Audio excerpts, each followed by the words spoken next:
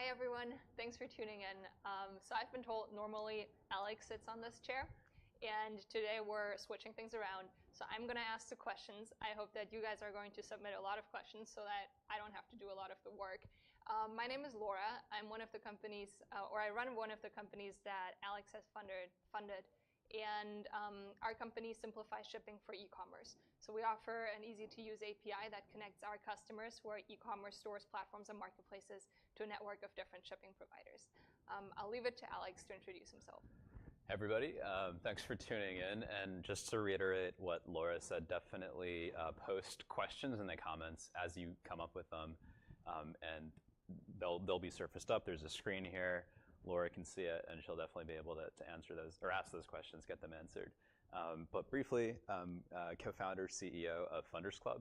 We're online VC, and I'll leave it at that. I'm sure there's a lot of great questions, so, and this should be fun. We've never done this before, and thank you so much, Laura, for being here. And Laura's one of our great founders, building an amazing company at Shippo. Anybody who needs to move product, basically, or ship it, should be using Shippo. So e-commerce folks out there, check it out. Anyway, so yeah, let's do this. Yes. So Alex, you used to be a founder as well before becoming a VC. What has you, why have you switched to the dark side? What was the insight there?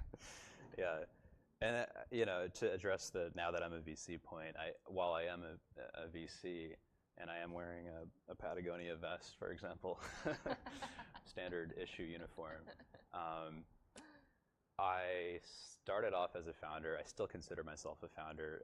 Pretty much being a founder, it's about identifying real problems that people have, figuring out is the existing way that addresses those problems, is that efficient, is that the right way, or not? If not, why isn't something else being done? If other people are doing something in that area, why isn't it clicking, or and so forth. So a lot of the questions you ask as a founder are the same questions you ask as an investor. And ultimately, big picture, at least when it works correctly, founders and investors are on the same team, right? They're basically both together trying to build amazing companies. And obviously, it's the founders who are building the companies. The investors are merely there to be signing up to help, right? But kind of in the abstract, from like a motivational point of view, like my ambition has always been to move the world forward, create value, help other people do that, right? And so it's sort of it was a very natural transition for me. There is the darker story though, of what was the kick in the butt that actually led me to join up with Boris Silver, who's my partner, co-founder, and then also recruit the team here. That, of course, this is a team effort, so the entire FundersClub team, like why many of us do what we do as well. I had either the fortune or misfortune of raising a lot of venture capital for myself. My prior businesses, one was an enterprise SaaS company. The next one was the most recent company prior to FundersClub was a touchscreen hardware business. And so the experience of that, and I got to work with amazing people, like people who, to this day, I've learned a lot of lessons from them on the investor side. I mean, these are angels, VCs. But I also got directly exposed to behaviors and patterns that I felt represented some of the inefficiency of venture capital, right? And so you mentioned the dark side. I think embedded in that is the reality of like, hey, like, and I say this with awareness that we still can improve all of the time, but there's a lot of inefficiency in VC. It's full throughout the stack, from which companies are surfaced to be backed and funded. There's a lot of groupthink in venture capital. It's not necessarily about what you know. It's often about who you know. These sorts of inefficiencies on the discovery side. And then there's the whole process of fundraising, right? It's sort of repetitive, kind of this soul-sucking experience, right? And then there's the so-called value-add piece, which is oftentimes it's delivered and it's amazing. Help with recruiting, help with thinking through key strategic decisions, helping with customers. But then you have sometimes maybe some overpromises in that area, and then sometimes you have the opposite, which is like it's almost better to have a VC who does nothing at all than to have a VC who's not value added but value subtractive. So suffice it to say, I actually experienced some of the good and the bad and the ugly of venture, and that was a very strong personal motivator to try to make a difference, and led me to what I do now. Yeah. So how is FundersClub different than other VCs? You talk about like finding or seeing some of the problems and inefficiencies and solving them. How is it different?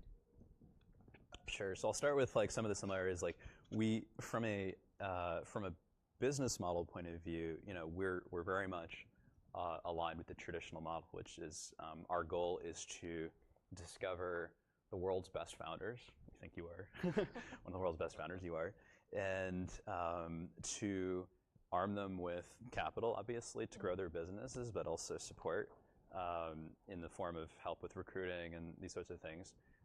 And ultimately, like our primary way of benefiting from that as our business model is what's called carried interest, which is a percentage of profit. So in other words, we don't really make money unless the people we work with, our founders, do well. And so that's our primary motivation and reason for being. It's like partnering with people who go on to create categories or redefine them in business that move the world forward, and trying our best to help those founders grow faster, be more successful, and then through that value creation, capture that value. And but I will say this is a multi-year process of learning and iteration, and so we're still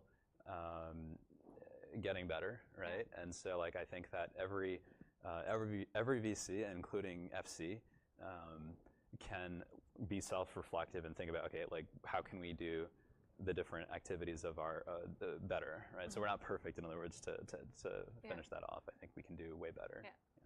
Makes sense. So where do you find your companies? Like I hear, or every great VC firm has a lot of deal flow. So where do your portfolio companies come from? Sure. And then you just mentioned like great founders. What does it take to be a great founder in your opinion? Sure. So I'll answer the great founder question second, and you might have to remind me. Yes, I will. Because I realized I didn't fully answer your first question, which is how are we different from a classic VC, because I kind of emphasized a lot of the similarities there. But this feeds into that second question around like how do we discover founders and how do they discover us? So obviously we're based here you can't see it from there, but we're in Silicon Valley here in California. We're right now in downtown SF actually, but and certainly there's a lot of great founders here, and our team is here, and we're meeting with people locally here in Silicon Valley. But the vision we have of the world, and really where the world has moved, is that innovation, Silicon Valley does not have a monopoly on innovation. That can happen anywhere in America, anywhere in the world.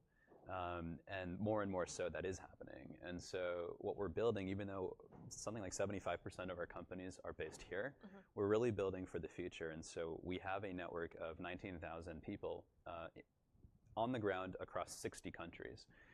These are our members, right? And these are effectively extended LPs of ours in VC speak. And then we also have a growing portfolio of entrepreneurs. So they're in about 20 countries now.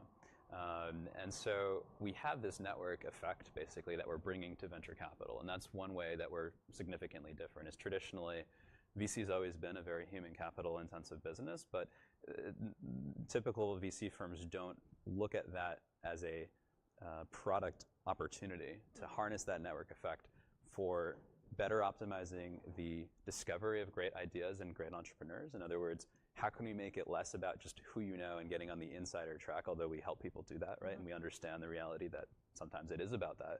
But what if there's a deserving company out there? Shouldn't we know about it, right? So if we have a big enough network that's in enough crevices of different industries, different geographies, the ambition there is we should probably know about it, right, with that. And then you can flip that. So that's for us, effectively.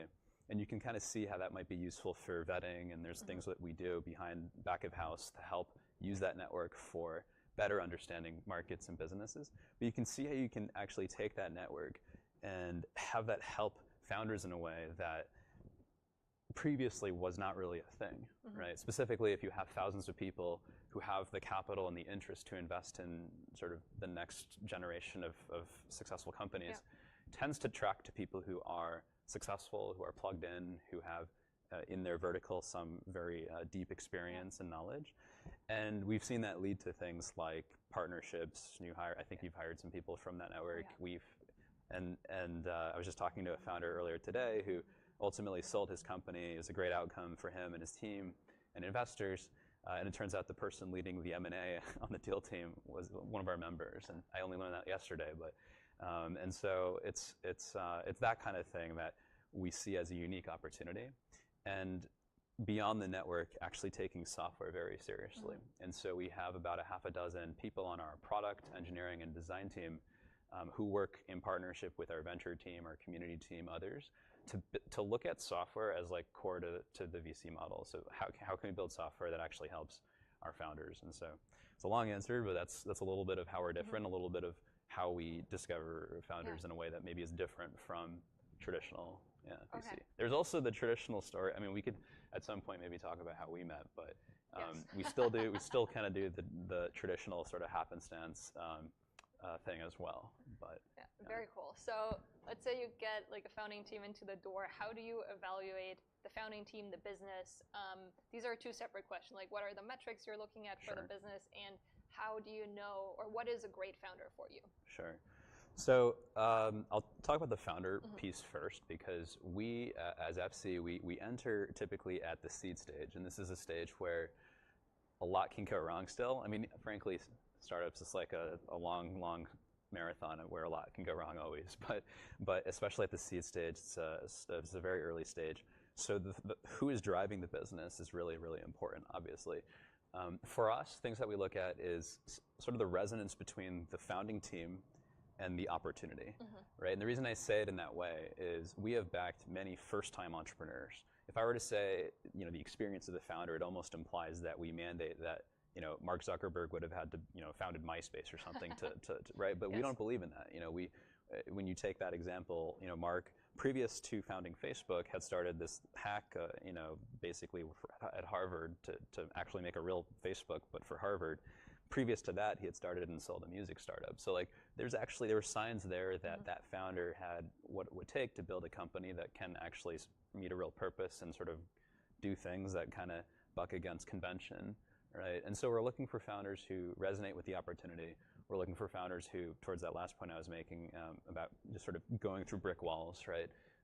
That resilience, that relentlessness, because startups are really, really hard. Like, everything that will go wrong could go wrong will go wrong, and more than you can even imagine. And so that resilience is very important. And there's actually obviously a lot of other things. I mean, for us specifically, we look for technology-enabled businesses, technology-differentiated businesses, and so we often will gravitate towards teams who have that competency like in-house. So it's something that's like core to the team, is that technical competence. And then there's actually a host of features that are maybe like orange or red flags, which, they're sort of, you'd be surprised, but sometimes you meet founders who are like doing this on the side, or, things like they're doing it because they looked at the market and it was like a big market. Like startups are too hard to just pursue for the money. You have to be a little bit crazy and committed to the mission. And so I won't go through all of those things, but there's a number of factors that we look at when evaluating the team themselves. So those are some of the key ones. And then when it comes to the business itself, right? I did mention money. Obviously, like, that is also necessary, but there has to be a market that is big enough to justify a VC investment.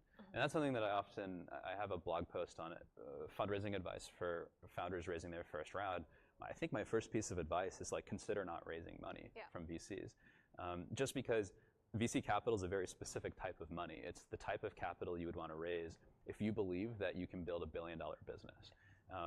And the reason why is like those are the expectations on the other side. Investors are expecting to see a return on their investment, and most businesses aren't successful. Like it can actually more often than not end not successfully, right? So to make up for that, you have to have companies that are so successful that not only are they profitable, but they make up for all of the investments that were not, right? And so what that translates into a business now for the founders in the audience is looking at your market and saying, if you could sell this product to 100% of the people out there, you may never do that, but if you could, what would that be worth? And maybe that's for businesses that monetize through revenue. For businesses that are more about attention, so things like Facebook originally or Snapchat, then it's more about looking at, okay, what is the likelihood of this business capturing like a mass market attention, right? The attention of a mass market. So we look at market predominantly first, like that has to be there. And I mentioned the team as well. Of course, like team has to be there, and I already discussed that. Very important to us. And then for us specifically, we're not family and friends money, right? So FC, like we're an institutional investor, so we're looking for the founders to have validated that this is better than just an idea, because ideas are ultimately necessary to move the world forward, but they're ultimately like a dime a dozen actually as well. And what is really, really pivotal is talking to users, talking to customers, and building what they want, which sounds obvious, but frequently is something that you kind of realize after a little bit. It's not about what you think is good, it's what the market thinks is good. So we're looking for early product market fit. So to quickly jump in here, like I'm seeing a question from the audience that's about if companies should be making money before going to VCs or not. Can you speak to that a little? Sure. So I assume that question, by making money, they mean like generating revenue. And the history of startups and VC shows that generating revenue for a certain type of business isn't a prerequisite to raising venture capital. So I think you have your answer. It's like, no, you don't have to wait until you're generating revenue to approach VCs. But the answer really is it depends. So if you are a business that is, for example, in the enterprise SaaS space, it is much more likely than not that most VCs who invest in SaaS businesses would expect that you're generating revenue. And not just generating revenue, but actually scaling revenue, have some sense of customer acquisition, some sense of contract value, LTV, some sense of how this scales over time. So you're talking about a relatively sophisticated level of understanding of the business side of what you're doing from a making money point of view. Whereas when you look at, I mentioned earlier Facebook and Snapchat, like there it's more about the metrics that might matter more to a VC are less about money. It's more about, okay, is this really compelling, and is this really drawing in eyeballs and people's time?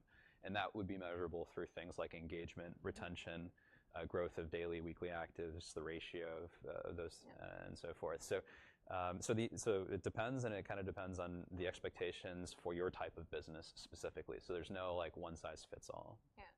I'll jump around a little because I'm taking questions from the audience. Thank you for submitting your questions, and please keep doing that. So there are some questions here around where are your startups located, how many of your startups, or what's the percentage of your startups being in San Francisco and then outside of the Bay Area? Sure. And then how do you deal with the concern that some ecosystems are considered weak in quotation marks? Got it, yeah. So I think the question you're talking about is around startups that are based outside of major technology hubs, I guess. Specifically, I think they're asking outside of SF and the Bay Area. And how do we help them overcome the being from like a weak ecosystem area? Is that, so the specific question is like, do you also invest outside of SF, and what's the percentage? And then how do you help them with that concern about the weak ecosystem? Absolutely, yeah. So I think like a couple of things. I mentioned earlier that we don't think that Silicon Valley has a monopoly on innovation and great startups. That's totally been proven to be the case. And so 25% of our companies are not located here in Silicon Valley. And I expect that percentage will grow over time. And not to like overly look to other folks in the space, but as a sort of a pertinent example, for example, Sequoia Capital has a number of affiliated funds outside the U.S. and ultimately as an organization, I think consistently have put way more capital overseas than they have in Silicon Valley-based companies over the last several years. And so definitely there's not necessarily an innate problem there. What I think the question asker is talking about, though, is there's certainly this perception issue. There's also the reality of downstream capital risk, M&A risk. In other words, ultimately, if you're an investor or a founder and you know you can get to this level, but then when you're at this level successfully, how do you get to that next bigger level, both from a capital point of view, right? And then ultimately when you're there, if IPO is not a path you're pursuing and you need to go for M&A, is a buyer who's big enough to pay that price even in your market. And so what I find promising, so if you're an entrepreneur who asks this question, or to any entrepreneurs out there, the reality is if you're building and I'll give an example of this, but if you're building a business that is a category defining business that has the potential to disrupt an industry or create one, money will find you, like capital will find you, VCs will be banging down your door. It may be tough, it may be hard. One of the things we help our entrepreneurs with is helping to orient them with how the Valley works. It's a very insidery baseball club, and so breaking that down for founders who may not have any of that context is part of what we really try to do. And so there's a company in LATAM called Rappi. It's a leading on-demand business there, and I believe we were their first investment in Silicon Valley and helped provide advice to them on how to navigate conversations with other VCs, fundraising advice, so forth. And that sounds, for us, it's something that is just like, this is our job and our day to day. But for people not from here, simply providing that knowledge is very, very differentiating and helpful. And there's other things that we do as well. I think that by helping them with like talent and these other things, you can kind of build a better connection. And even the peer group as well. I think if you're in Silicon Valley, it's almost like there's almost too much startup activity, right? Like it's hard to take a walk down the sidewalk or get on a bus and not meet an entrepreneur, which is like, it may sound weird for folks not from here, but that's actually, I'm not exaggerating. That's actually what it's like. But like anywhere else in the world, that's not true. To the point where sometimes it can get lonely. And I know this because I started my last two businesses not here. I actually was originally outside of the Valley. I've been here for almost a decade now, but prior to that was in the East Coast.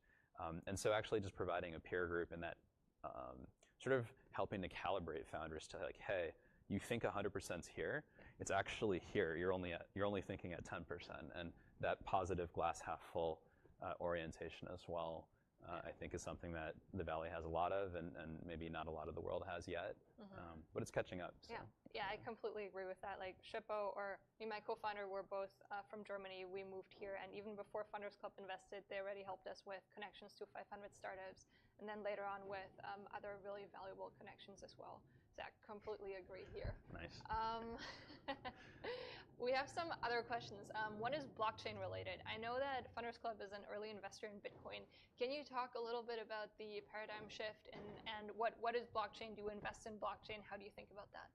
Sure. I mean, I've been thinking of actually writing about this because there's just been an immense change in the landscape of blockchain. In the beginning, like a lot of things, it seems almost like a toy, right? Like I remember in 2012, Brian Armstrong, the founder of Coinbase, who we're now backers of, like sent me a Bitcoin. It was $6. It's now like over 1,000 for Bitcoin, and I was just like, this is really cool. I don't really know where this could go exactly, but there's something here. So it started off as this digital money idea, digital cash. There were some elements in the academic papers about maybe this could be also more than that, but that's really where it started back in 2012. There was a sense back in 2012 and 13 that Bitcoin would also replace like Visa and MasterCard, sort of like the payments layer. So it's digital money and payments. And then as the industry matured, it started maneuvering a little bit more into a lot of people talking about Bitcoin either as digital fiat's like dollars or euros or whatever. And some people are even saying digital gold, implying that it's a store of value. And I think it's evolving, and we'll see. But one thing that's clear is in 2011, 2012, the entire market of cryptocurrencies and blockchain currencies was sub $100 million, and now it's $20 billion, right? So in the span of 4.5 years or so, 5 years, it went from basically 0 to 20 billion or more. So that sort of expresses the amount of financial interest that's at the table. What you've seen more recently, so like in 2014, 15 especially, and 16, you started to see the emergence of more and more people building, looking at the blockchain. So it started with what were called colored coins and sort of attaching things beyond just like the actual Bitcoin to the blockchain. And the idea is the blockchain's this, I realize I've been just talking without context here, but if you don't know what the blockchain is, it's this distributed source of truth. So that people who don't trust each other or couldn't trust each other can all agree on what reality is, and whether that's about money or it's about contracts or insurance or transactions or governments. It's a pretty universal technology, and it had its start in money, but it really can affect everything. So right around like 2000, I want to say 15 or so, 16, is when like Ethereum's really started emerging, and so Ethereum was one of the first major digital currencies that asks the question of like, what if you could program money, right? And so it's programmable currency. It's a Turing complete currency, and so what you're seeing now is like these smart contracts, and it's amazing what's happening. And then building on top of Ethereum are what are called digital app or distributed applications, or dApps, tokens, so new currencies, to the point where you can almost think of Ethereum as like Apple, and these things are like the apps. Not literally, but it's sort of figuratively what's going on. And so you're seeing almost this new, it's a distributed internet, it's a distributed way of doing things, and so it tends to lend itself well to any models where there's network effects present. And of course, VCs love to fund network effects driven businesses like Facebook and Uber and so forth, Airbnb. And so this is an industry that's really blossomed and was non-existent 5 years ago and can really disrupt everything. And I obviously, from hearing me talk, you can tell I'm a big fan of the blockchain space. FundersClub we were half of Coinbase's seed round, and we were also early investors in Shapeshift and others, IPFS or Protocol Labs and others, and there's many others who deserve mention. But the entrepreneurs starting today, I really think of them as the people building the future of the internet. So there's people like, you might remember TCP/IP in the 90s. I think this is it. So, and this is recorded it forever, so we'll see. See what happens in 5 or 10 years. Yeah. So we have another question that's specific about another vertical, this time about socially responsible businesses, and whether you think that like having a socially responsible angle will impact the view of VCs regarding the business. Sure. Yeah, I mean, I think ultimately most people want to do good in the world. There are some who don't, but I think the vast, like, they're either neutral or the opposite, but I think most people do want to do good. So naturally there is a gravitation towards businesses that can do well, but the overriding force in capitalism is making money. And so the most powerful business that could be created that would have a social impact, and this is me being somewhat subjective, but my view is that if you want to have a positive social impact, you should think of a business model that makes a ton of money, but also has a positive social impact. And sometimes there's going to be businesses where maybe that's not possible, and problems where that's not possible. So I'm definitely not saying there's not a need for nonprofits and things like that, but I just think from a point of scaling something and having massive influence on the world, that's really powerful. And so it turns out like there are companies out there that are doing that and helping. So like, and sometimes this may not be as obvious, right? But for example, there's a company we backed called One Preschool, and it's like on the surface it's an Airbnb for nursery schools, or for preschools, I should say. So it may not sound like a lot, but if you're a mother and or a parent, if you're a father or mother and you can't afford to send your child to a daycare, but suddenly you can turn that cost center into a revenue center by just taking on a few more kids. It's very cool. It's very powerful. It's very socially enriching. Like now your kid also can like have other kids to play with and learn from, and there's all sorts of positive social benefits there. By the way, the flip side of this is like those other parents sending their kids there, they can actually afford to do that now because they're not paying as much for. So like a business like that, and by the way, like to my knowledge, they don't represent themselves as a social impact business, but I really think they are. And so some of the work that I see us doing as FundersClub and as our community, because we have so many people who are part of what we do, the founders and the members, the investors, it is about impact. Like we do very much care about I said earlier, moving the world forward. Like I do believe that that's important. But I think that stepping aside from myself and my subjective view there, I think that there's definitely a need for the industry as a whole to do more in that area. And so, I don't have any magic answers on like for example, how do you solve the social problems that where there's not an obvious business model, right? And is that addressable for startups or not? And I think the answer is still yes. It's complicated, right? You have to get specific to talk about that. Yeah, that makes sense. We have a question from someone who would like to be an investor. Matt, what would you, what kinds of advice would you give people trying to entering the space as a new investor? Sure. Got it. Well, I think that the first thing would probably be stepping back and asking yourself, like, what are you trying to get out of this? If it is about making money as part of that answer, it could be about staying current,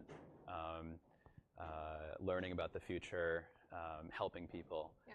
But if part of that answer includes making money, then definitely encourage you to learn about how startup investing works, how startups work, how startup returns work, different business models. In other words, there's a whole education to be had if you do seek that out, because startup investing is really hard. By the way, starting a company is also really hard, right? So it's not surprising.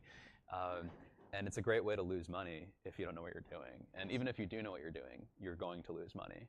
So roughly in the portfolios of the world's best VCs, roughly 60% or so of one's portfolio lose money. So it's like fully expected that if you're investing, more than half of the companies you invest with will end up losing you capital, right? And so approaching it from that mindset, realizing, hey, this is hard, it's not easy, there's no like instant lottery ticket, and so really getting educated, and I guess I can kind of rep our resources in this area, but we have a education center. It's FundersClub.com/learn, and definitely that's a great starting point. There's a lot of blogs out there now, so like on Medium and elsewhere, that you can just learn. We have a weekly newsletter. I know Mattermark Daily has a great newsletter. There's others that just aggregate these posts from VCs, angels, entrepreneurs. I would say just sit on the sidelines and watch and learn for quite a bit, and then start dipping your toes a little bit, but recognizing you're going to have to learn to get along what is a learning curve. And for new angel investors who want to start investing online, like what are some of the mistakes that you've seen people make, and how can people avoid them? Also, can you talk about like what is investing online in the first place? Sure, yeah. That's a great last question, because investing online in startups, people, like, it seems like a thing now, it is, but it seems like a established activity, but it wasn't really possible in the United States to invest in startups when we began. Yeah. So that was just 4.5 years ago. And now, flash forward to today, it's a very different landscape. The friction has obviously gone down to being able to invest, which I think is a great thing. I think if you have the education, in other words, you're calibrated to what to expect, and the ambition to drive entrepreneurship through investment and perhaps make a return if that's part of your goal as well, which I think it should be as an aside, but then suddenly it's possible. And so the thing to not do is to treat this, I mentioned lottery ticket earlier, like don't treat it as a lottery ticket. I've actually heard, I forget who, but somebody in the industry of online startup investing talking about it as a lottery ticket. And I think that's the farthest thing from what it should be, because when you look at VCs who have been investing for decades, everybody approaches it from, everyone who's lasted for decades and made money has approached it from a portfolio point of view. So you're really thoughtfully, you're not spraying and praying, you're not buying lottery tickets, you're being thoughtful and selective and building out a portfolio. And also, though, approaching it knowing that it is totally normal for more than half of these companies, like, ultimately not to make it. So being able to also overcome what is very natural for people, human beings, which is to only see, like, oh, this could go wrong, this could go wrong, this could go wrong, but also asking, like, what could go right? Like, if these things went right, what could happen? Yeah. So there's a lot more of other things, but I probably should keep my comments short. Yeah, we're about to wrap up. One final question. Looking back in the last 5 years that you've been running FundersClub, what are some of the most surprising things you've learned? All right. Most surprising. Well, this was surprising, honestly, to me. Was when I started with the mindset that Silicon Valley and VC and Sand Hill Road was an old boys club, and sort of it was a lot about who you know, not what you know. Yes. And what I'm recognizing now is that's not only is that true, but it's very true. So like that's actually why I mentioned earlier some of the things that we do for our entrepreneurs who aren't plugged into that world is helping them do that, because it's such a non-obvious space that I think for founders that just don't get it, because like why should they? It's sort of random, right? Yes. That it is that way, helping them break that down. And it really was surprising. And so I think we have a lot more work cut out for us in terms of our mission to bring a better way of discovering great founders, deserving founders, helping them, and then helping involve more people at the table. And this is a lot harder than I thought it was. Yeah. And so it's a very humbling experience. And that's actually probably why I led with in the very beginning. We're not perfect, and we have a lot to improve upon. But it's been a lot of fun, and I've enjoyed it a lot, and it's brought me in contact with great people like you. So, thanks. Thank you. That's a very inspiring way to end this conversation. Thanks for tuning in. I think we're at the end. But yeah, you can always rewatch. And this is Alex. I'm Laura. Thanks for tuning in. Thanks, guys. Yep. All right.